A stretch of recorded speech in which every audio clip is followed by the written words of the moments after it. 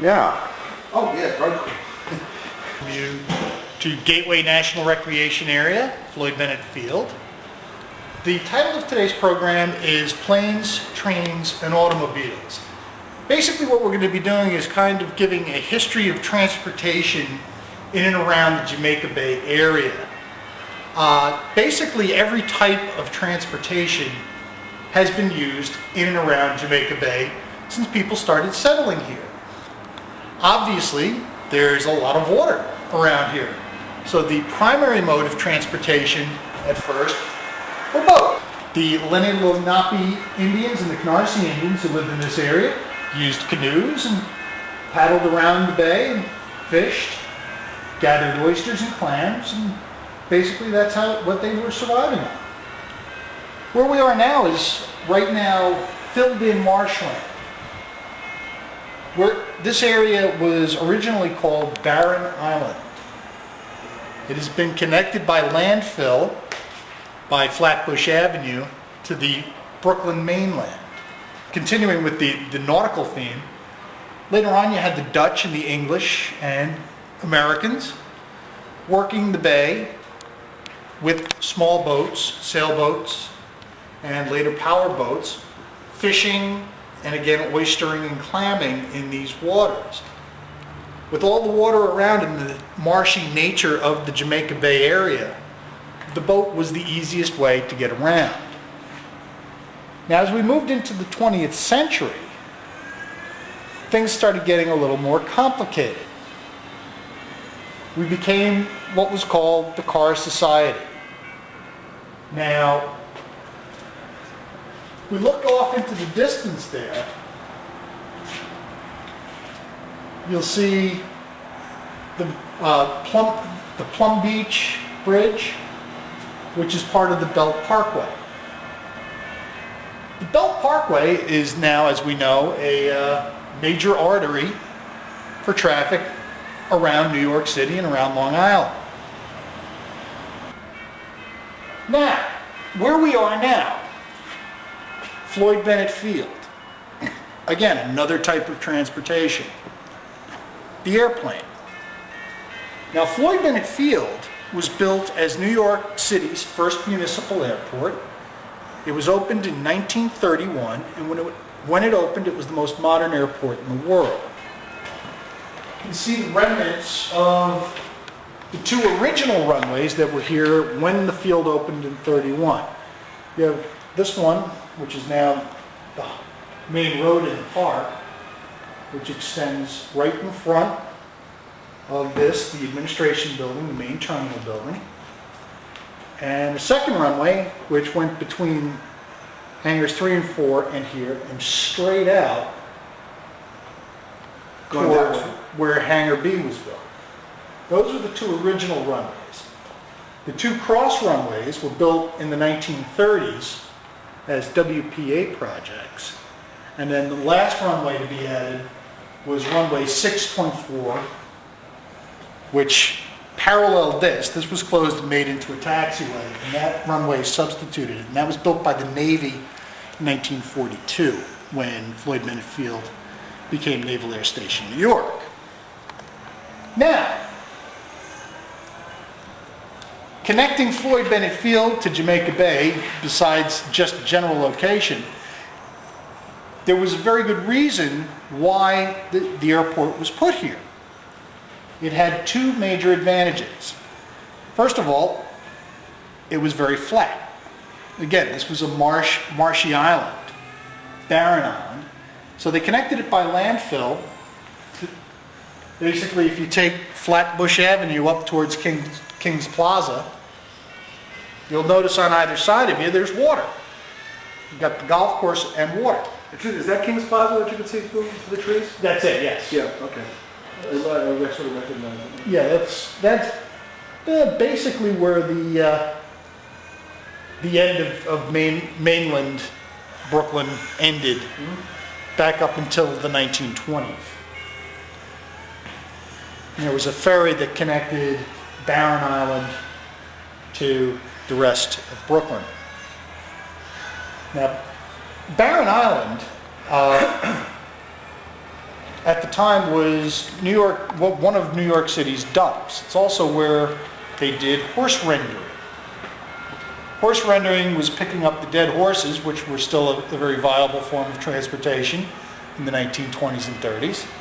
And they'd bring them out here and cut them up and convert them into all different sorts of uses. They'd grind the bones up to be used as fertilizer. The old stories about glue, the leather. So, in its time, Barren Island was the world's largest recycling plant. Really? Yes. So, which is why this area here, where the marina is now, is called Dead Horse Bay. Oh, that's interesting. And every now and then, we'll find horse bones out there. Floyd Bennett Field, again, there were two very good reasons. It was flat, which also meant you had very constant winds, because you didn't have a lot of hills breaking things up. Sure. And you need wind to fly. Take off. Absolutely. So it was also near the water. Now, in the 20s and 30s, flying boats and seaplanes, Very common. very common. In fact, they were considered to be more practical than land-based planes because there just weren't that many airports in the world. Pan Am for those big flying boats. The China Clipper, for example. Right, exactly. Well, That's, little survey, you know, those runways.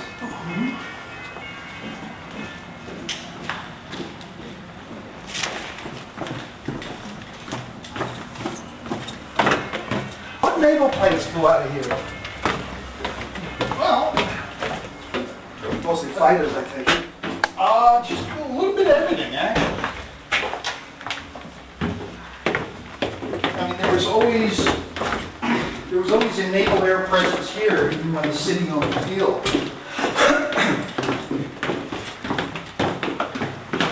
That's right. Oh, yes. In fact, one of the most famous flights took place in the Curtis Runway. Right. Runway corridor. Infamous.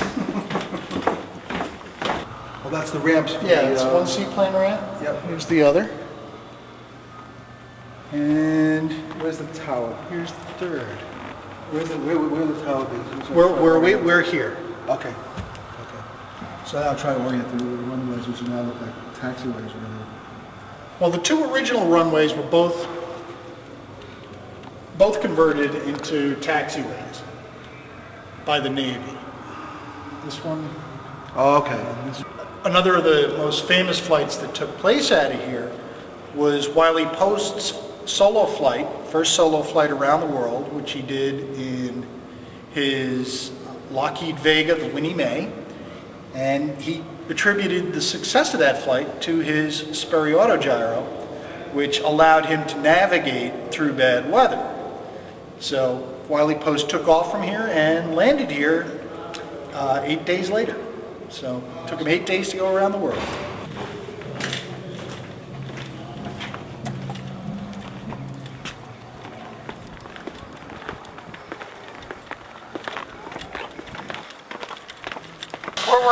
Where we are now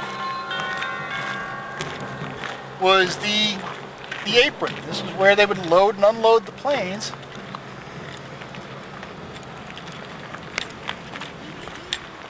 Now, one thing you'll notice, there's a steel plate in the ground right there.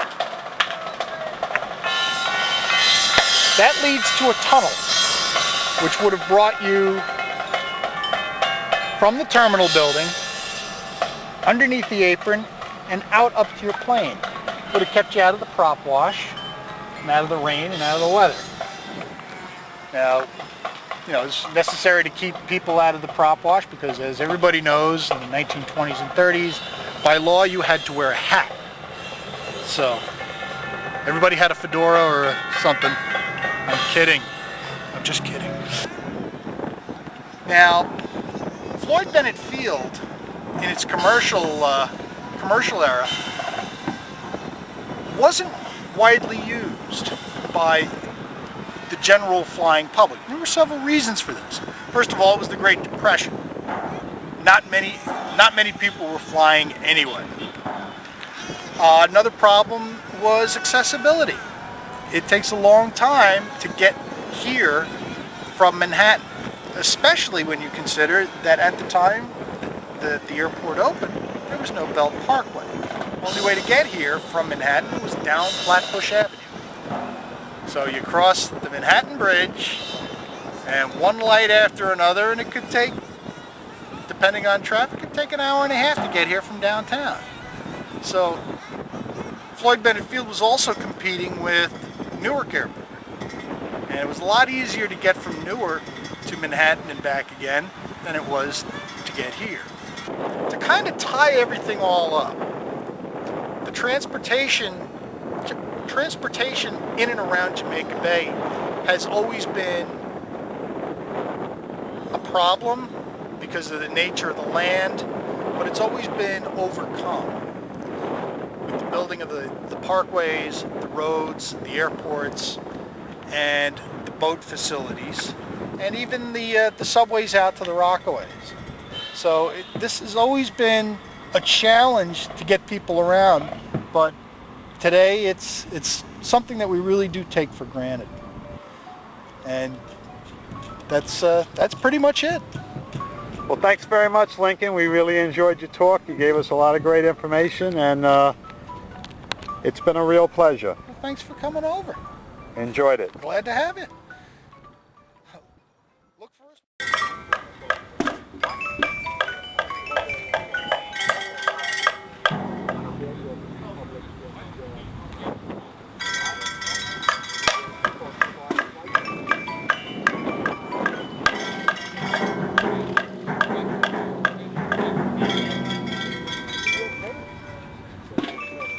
Go!